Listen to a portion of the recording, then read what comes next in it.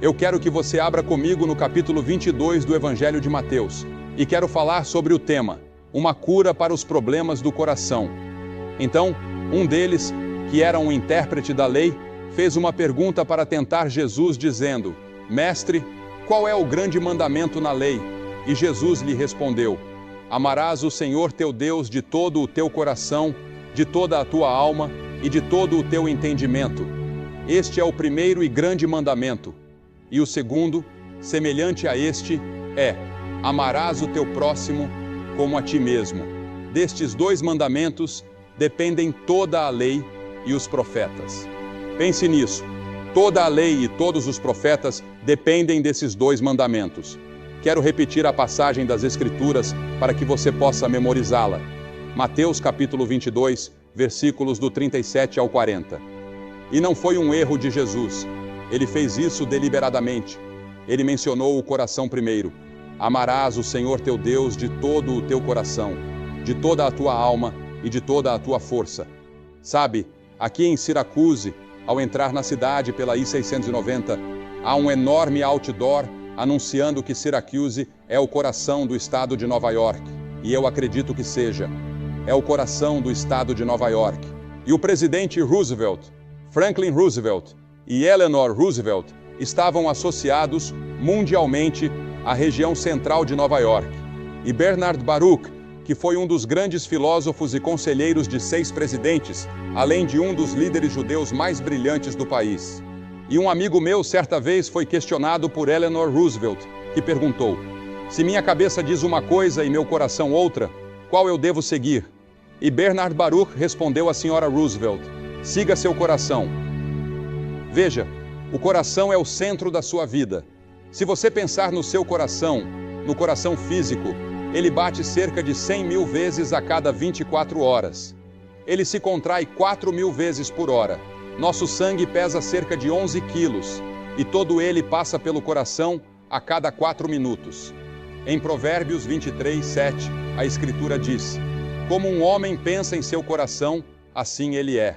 Na Bíblia, o coração é mencionado muito além de ser apenas um órgão do corpo.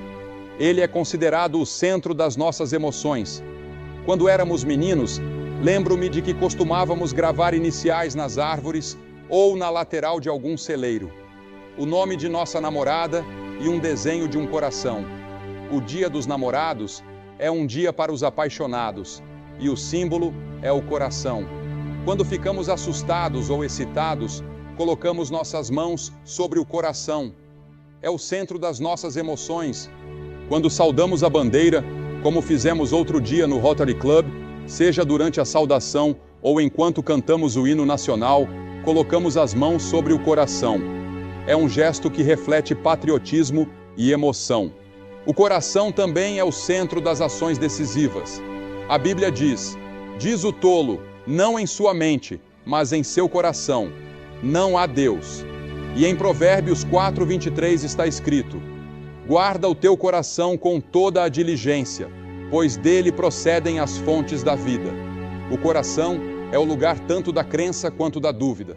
Cristo disse: do coração procedem maus pensamentos, homicídios, adultérios, prostituições, furtos, falsos testemunhos e blasfêmias.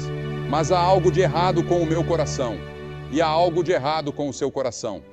Nossos corações estão doentes por uma enfermidade que a Bíblia chama de pecado. Na Bíblia, o coração também é considerado a semente da vida. A Bíblia diz que o seu coração viverá para sempre. Pense nisso. Seu corpo vai morrer e será enterrado, mas seu coração, sua alma, seu espírito viverão para sempre. Daqui a 1000 anos, ele ainda estará vivo. Quando Deus olha para o ser humano, ele não vê a cor da sua pele, o tipo de roupa que veste ou sua posição social. A Bíblia diz que, do coração de uma pessoa negra, de uma pessoa oriental ou de uma pessoa branca, procedem as questões da vida. E nenhum médico na terra pode distinguir um do outro. Somos todos iguais aos olhos de Deus. A Bíblia afirma: o homem vê o exterior, mas Deus vê o coração. Nas Escrituras, o coração é considerado o símbolo de toda a pessoa. Quando Stephen de Kelowna caiu nas mãos de seus agressores e eles perguntaram com zombaria: Onde está agora sua fortaleza? Stephen colocou a mão sobre o coração e disse: aqui está a minha fortaleza. Helen Keller, que era cega, surda e muda, escreveu: as melhores e mais maravilhosas coisas do mundo não podem ser vistas ou tocadas, mas apenas sentidas no coração. Veja, o coração passou a representar o centro da vida moral, espiritual e intelectual de uma pessoa. É o assento da consciência e da vida de alguém, algo extremamente importante. E a pergunta que quero fazer a você esta noite é: o seu coração está certo? Está certo com Deus? Porque se não estiver certo com Deus, seus pecados não estão perdoados. Você não irá para o céu quando morrer. Nossos corações precisam estar certos. Não pergunto sobre sua vida exterior. Não pergunto sobre sua vida intelectual, seu status financeiro ou sua vida social. Estou perguntando sobre o seu coração. E o seu coração? Examine profundamente o seu coração esta noite. Em seus pensamentos, como você está em relação a Deus? Você está certo com Deus? A Bíblia diz: prepara-te para te encontrares com o teu Deus. E para se preparar para encontrar Deus, o seu coração precisa estar certo e ser tocado pelo Espírito Santo. Agora, o que a Bíblia ensina sobre o coração? A Bíblia ensina que nossos corações são pecaminosos. O meu é, o seu é. Nós nascemos assim, desde Adão e Eva. Esse pecado é transmitido de geração em geração. Primeiramente, a Bíblia diz que nossos corações estão cheios de imaginações malignas. Provérbios 6,18 afirma: coração que maquina projetos iníquos. O que você imagina? Quais são suas fantasias? Sobre o que você fantasia? E em segundo lugar, a Bíblia diz que o coração é desesperadamente corrupto e enganoso. Jeremias 17,9 declara: enganoso é o coração, mais do que todas as coisas, e desesperadamente corrupto. Quem o conhecerá? Esse é o seu coração. É isso que a Bíblia diz sobre o seu coração. É o que Deus pensa sobre o meu coração e o seu. A Bíblia também afirma que o coração está distante de Deus. Em Mateus 15, lemos: este povo honra-me com os lábios, mas o seu coração está longe de mim. Quantos de nós vamos à igreja e cantamos? Quantos de nós vamos à igreja e ouvimos o pregador? Quantos de nós, exteriormente, vivemos uma vida aparentemente boa, mas nossos corações estão longe de Deus? Não temos aquela experiência com Cristo em que Ele está em nossos corações durante todo o dia, em que pensamos nele, oramos a Ele e o sentimos perto de nós. Mas deveríamos. Não estamos vivendo em nossos corpos e em nossas vidas o fruto do Espírito, que é amor, alegria, paz, bondade, fidelidade. E então a Bíblia diz que nossos corações são um tesouro de maldade. Em Marcos 7, Jesus afirmou: porque de dentro do coração dos homens procedem os maus pensamentos. Os pensamentos malignos vêm do coração. Adulterações. Você pode cometer adultério com seu corpo, mas ele começa no coração e na mente. Fornicações, homicídios, furtos, cobiças, maldades, enganos, lascívia, inveja, blasfêmia, orgulho, insensatez, todas essas coisas, Jesus disse, vêm do coração. Portanto, a coisa mais importante no mundo para você, esta noite, é ter certeza de que seu coração está certo com Deus e de que você foi perdoado por todas essas coisas. E quantos hoje têm corações obscurecidos? Muitas vezes, fico absolutamente impressionado com a ignorância que vejo no mundo.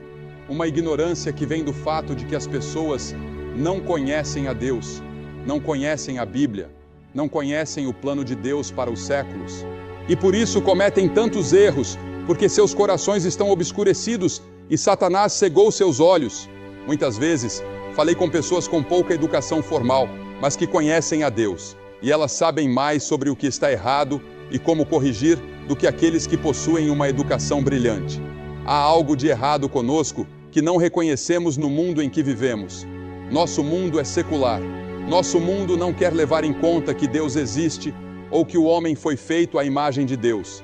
Nosso coração foi feito à imagem de Deus e criado para ter comunhão com Ele. Sem Deus, Ele é escuro.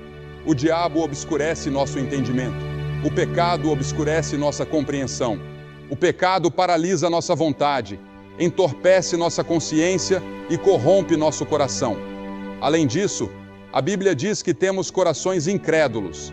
Em Hebreus capítulo 3 lemos: Cuidado, irmãos, para que nenhum de vocês tenha um coração mau e incrédulo, que o leve a afastar-se do Deus vivo. E nossos corações estão cegos.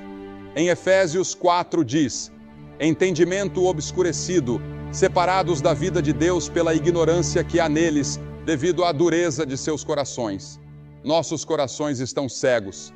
Você gostaria de ter seu coração iluminado pelo Espírito de Deus? Você que está assistindo pela televisão, pode pegar o telefone agora e ligar para o número que está na tela. Há um conselheiro pronto para falar com você sobre como você pode ter um novo coração, porque Deus promete um novo coração a todos aqueles que colocam fé e confiança nele. E você pode fazer isso agora. Que coisa maravilhosa! E a Bíblia ainda diz que nossos corações são enganadores. Jeremias 17:9 declara: Enganoso é o coração, mais do que todas as coisas. Pense nisso, mais do que todas as coisas, o coração é enganoso. Ele engana você, ele engana outras pessoas. E então, no Salmo 101, está escrito que nossos corações são orgulhosos. Aquele que tem olhar altivo e coração orgulhoso, não o suportarei, diz Deus. A Bíblia também afirma que nossos corações são rebeldes. Este povo tem um coração rebelde e obstinado. Revoltaram-se e foram embora, e nossos corações são idólatras. Pensamos em outras coisas mais do que pensamos em Deus.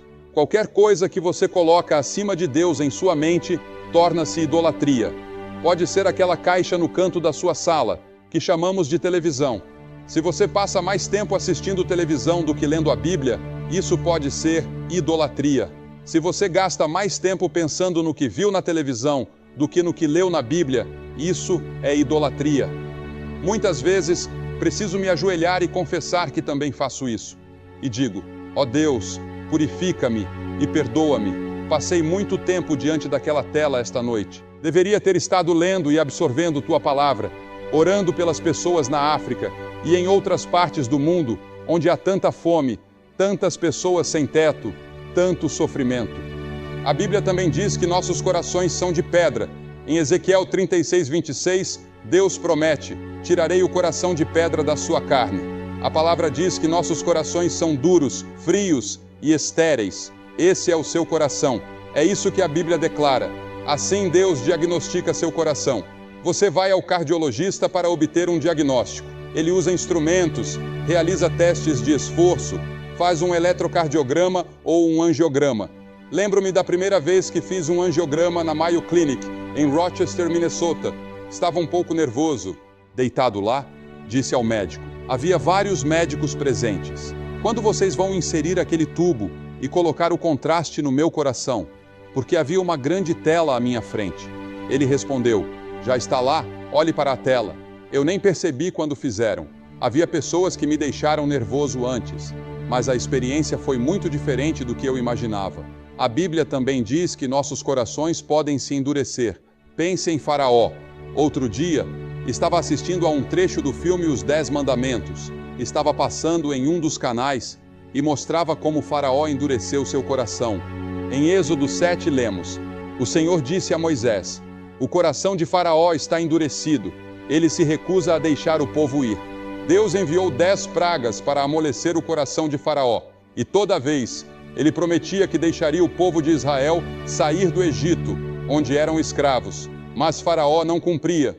Ele endurecia o coração e quebrava suas promessas. Deixe-me dizer algo importante. A Bíblia adverte em Provérbios 29:1. O homem que endurece o pescoço, sendo muitas vezes repreendido, será quebrantado de repente, sem que haja cura. Em outras palavras, chegará o momento final em que você endurecerá o coração e tudo estará acabado. Não haverá mais chances para você. Quando endurecemos o coração, ele forma uma espécie de anel ao redor, tornando-se mais difícil para o Espírito Santo alcançar você novamente. Cada vez que ele fala e você rejeita, seu coração endurece mais, como o coração de Faraó, que se tornou cada vez mais impenetrável.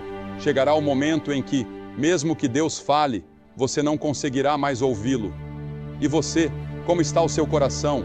Está em paz com Deus? A Bíblia diz que Deus examina os corações. Pense nisso, o Deus Todo-Poderoso estudando o seu coração. Todo o caminho do homem é reto aos seus próprios olhos, mas o Senhor sonda os corações. Provérbios 21:2. A Escritura continua: se disseres, eis que não o soubemos, porventura, aquele que pondera os corações não o considerará, e aquele que guarda a tua alma não saberá, e não pagará ele ao homem conforme a sua obra? Provérbios 24:12. Deus conhece o seu coração. Ele estuda cada detalhe. Não há como enganá-lo ou esconder-se dele. Ele sabe todos os seus segredos. Como você está diante de Deus? O seu coração está certo com ele? Além disso, a Bíblia diz que Deus pesa os corações e os prova. O que significa pesar o coração? Ele o avalia com base nos 10 mandamentos. Ele o compara ao Sermão do Monte, à grande lei que lemos no início, à vida de Cristo e aos ensinamentos das Escrituras sobre como devemos viver. Ele pesa o seu coração. Quanto você pesa? Mas há algo ainda mais profundo. Por toda a Bíblia, encontramos referências ao sangue de Jesus Cristo. Alguém pode dizer, não acha que a Bíblia fala demais sobre sangue? Alguns até chamaram o cristianismo de uma religião de matadouro. De fato, as Escrituras mencionam muito sobre o sangue, mas a Bíblia também afirma, sem derramamento de sangue, não há remissão de pecados. Hebreus 9:22. Se Jesus Cristo não tivesse morrido naquela cruz e derramado o seu sangue por você, não haveria possibilidade de perdão. Isso significa que o coração dele sangrou por nós, e somente por meio desse sangue podemos ser purificados. A Bíblia também diz que Deus prepara os corações pelo Espírito Santo. Ele prepara o seu coração. O fato de você estar ouvindo esta mensagem agora já é resultado dessa preparação divina. Ele utiliza as experiências da sua vida para moldá-lo. Muitas das dificuldades e lutas que você enfrentou foram Deus preparando o seu coração. Como está escrito, do homem são as preparações do coração, mas do Senhor vem a resposta da língua. Provérbios 16:1. Além de preparar, Deus também abre os corações. Em Atos 16:14, lemos: e certa mulher, chamada Lídia, adoradora de Deus, estava ouvindo, e o Senhor lhe abriu o coração para atender às coisas que Paulo dizia. Que coisa maravilhosa! Deus prepara o coração, abre o coração e depois ilumina os olhos do nosso entendimento. Isso é graça divina. Deus age em nós, mesmo quando não percebemos, e o seu objetivo final é nos transformar para vivermos em comunhão com Ele. O seu coração está preparado para isso? Eu confiei que o palco me sustentaria. Isso é fé. E é dessa mesma maneira que você precisa confiar em Cristo. Confiar que Ele pode sustentar você, perdoar seus pecados e dar-lhe um novo coração. Você não precisa entender tudo, nem precisa ver para crer. A Bíblia diz, porque pela graça sois salvos, por meio da fé, e isso não vem de vós, é dom de Deus. Efésios 2:8. É Deus quem lhe dá a fé para crer. Você só precisa dar o passo. Primeiro, arrependa-se dos seus pecados. Reconheça diante de Deus que você é pecador, que tem falhado e que precisa de um Salvador. Admita que não pode mudar sua vida sozinho. Depois, confie em Cristo. Creia que Ele morreu na cruz por você, que o sangue dele foi derramado para o perdão dos seus pecados e que Ele ressuscitou, trazendo vida nova para você. A Bíblia diz que Deus dá um novo coração e coloca dentro de você o seu espírito. Ele promete transformar sua vida por completo. Mas para isso, você precisa entregar seu coração a Ele. Não é suficiente apenas frequentar a igreja, ser batizado ou confirmado, ou tentar levar uma vida boa. Essas coisas são importantes, mas não são o suficiente. O que Deus quer é o seu coração, inteiramente entregue a Ele. Pense nisso. A pequena garota da escola dominical escolheu ser pura de coração, porque sabia que, se seu coração fosse puro, tudo o mais seguiria. Jesus disse, bem-aventurados os puros de coração, porque eles verão a Deus. Mateus 5:8. Quando o seu coração é renovado por Deus, tudo muda. Suas ações, palavras e pensamentos passam a refletir essa transformação. O bem começa a fluir de dentro de você, porque Cristo vive em seu coração. E se você ainda não deu esse passo de fé, por que não fazê-lo agora? Hoje é o momento certo para entregar seu coração a Deus. Você pode orar algo assim: Senhor, reconheço que sou pecador e preciso do teu perdão. Arrependo-me dos meus pecados e entrego minha vida a Ti. Creio que Jesus morreu por mim e ressuscitou para me dar uma nova vida. Dá-me um novo coração e transforma-me segundo a Tua vontade. Amém. Se você fez essa oração com sinceridade, a promessa de Deus é verdadeira. Se confessarmos os nossos pecados, Ele é fiel e justo para nos perdoar os pecados e nos purificar de toda injustiça. 1 João 1,9. E lembre-se, a transformação não é instantânea, mas um processo. Deus começa a obra em seu coração e a completará, guiando você passo a passo. Que tal começar essa nova jornada agora? Seu novo coração está ao alcance, basta confiar. Eu tive fé nas pessoas que colocaram isso aqui. Quando você se sentou naquela cadeira, você não a examinou, tocou e verificou se ela iria te sustentar. Você acreditou nas pessoas que a construíram. Esse é o tipo de fé de que estamos falando aqui. Fé em Cristo, não em mais nada, exceto Cristo e o que Ele fez na cruz e na ressurreição, quando Deus o ressuscitou dos mortos e Ele está vivo. E eu vou pedir para você fazer o mesmo, como vimos ontem à noite. Mais de 1000 pessoas fizeram. Vou pedir para você se levantar do seu assento lá de cima, na galeria de cima. Vai levar mais 1 ou 2 minutos. E todos vocês aqui embaixo a quem Deus falou. E no coro você pode ser um líder na igreja. Ontem à noite até tivemos um clérigo que veio. Mas você pode querer fazer esse compromisso. Vou pedir para você fazer esse compromisso esta noite e dizer: Senhor, eu quero um coração novo. Eu quero sair daqui uma nova pessoa. Eu quero andar por um caminho diferente. Jesus disse: há 2 caminhos. Há o caminho estreito e o caminho largo. Você está em um ou no outro. Em qual deles você está? Jovens, pessoas mais velhas, quem quer que você seja, vou pedir para você vir e ficar aqui publicamente. Por que eu faço isso publicamente? Quando Jesus morreu na cruz, Ele morreu publicamente no seu lugar. E Deus colocou sobre Ele todos os nossos pecados publicamente. Ele disse: se você não estiver disposto a me reconhecer publicamente diante dos homens, eu não o reconhecerei diante de meu Pai, que está nos céus. Há algo em vir e torná-lo público que Ele exige, e isso também faz algo psicológico por você. E então, você deve segui-lo e servi-lo. Não é apenas uma experiência única. Isso é o começo de algo novo que será diário com você, no qual você confia nele. Você está disposto a pegar a cruz, negar a si mesmo e segui-lo. Você está disposto a olhar para os seus vizinhos e as necessidades do mundo de uma forma nova. Vou pedir para você se levantar e vir agora. E depois que todos vocês vierem, vou dizer uma palavra a vocês, orar com vocês e entregar um material para ajudá-los em sua vida cristã. E se você estiver com amigos ou parentes, ou veio em grupo, eles vão esperar. Mas você se levanta e vem.